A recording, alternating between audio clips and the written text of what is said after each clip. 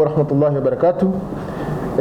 Ndugu wanahabari, kama tunavyojua msimu tulionao ni msimu wa kusherekea mazazi ya mtume wetu Muhammad sallallahu alaihi wasallam. Katika kipindi hiki kuna shamra nyingi za kumsherekea mtume wetu Muhammad sallallahu alaihi wasallam kwa maulidi mbalimbali na matukio mbalimbali ambayo yanafanyika kwa namna mbalimbali. Katika kipindi hiki tuwaombe sana wanahabari mlioko katika kila mkoa. Tunafahamu kila mkoa ina wanahabari ambao tunafanya kazi nao katika kuhamasisha mambo mbalimbali. Tumemaliza mambo ya uchaguzi, sasa hivi tumeingia katika mazazi ya bwana mtume wetu Muhammad sallallahu alaihi wasallam. Tuwaombe sana huko mikoani waandishi wetu ambao tuna grupu la wanahabari wahabarishaji ambao wengi tulikuwa katika uchaguzi na wengine tuko katika swala la maulidi.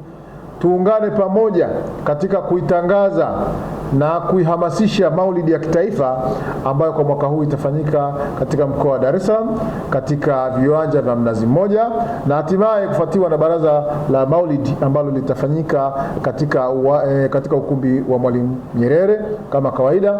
Na kila mwaka tunategemea mgeni rasmi anakuwa Mheshimiwa Rais wa Jamhuri ya Muungano wa Tanzania. Kwa hiyo hata kipindi hiki tunategemea pia atakuwa ni Mheshimiwa Rais wa Jamhuri ya Muungano wa Tanzania katika baraza la maulidi. Anatumia fursa ile katika kuongea na taifa. Ni forum nzuri kwake yeye mwenyewe. Baada ya sherehe ya maulidi tunakuwa na mapumziko. Sasa siku ile mapumziko inakuwa ni siku maalum ya mambo ya kijamii, mambo ya nchi na mambo ya maendeleo mbalimbali. Kwa hiyo Mheshimiwa Rais na viongozi wengine akiwemo Mheshimiwa Mufti wanatumia nafasi ile katika kulihutubia taifa, kuelezea mambo mbalimbali yenye maslahi na nchi yetu.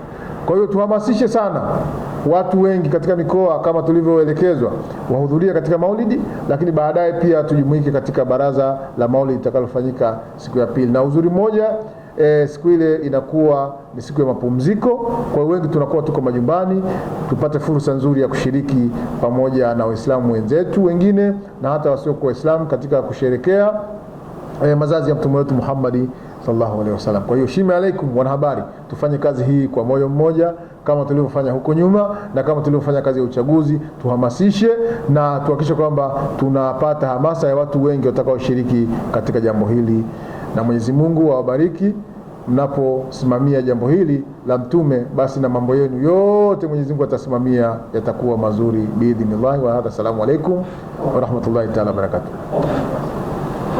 Jambo lingine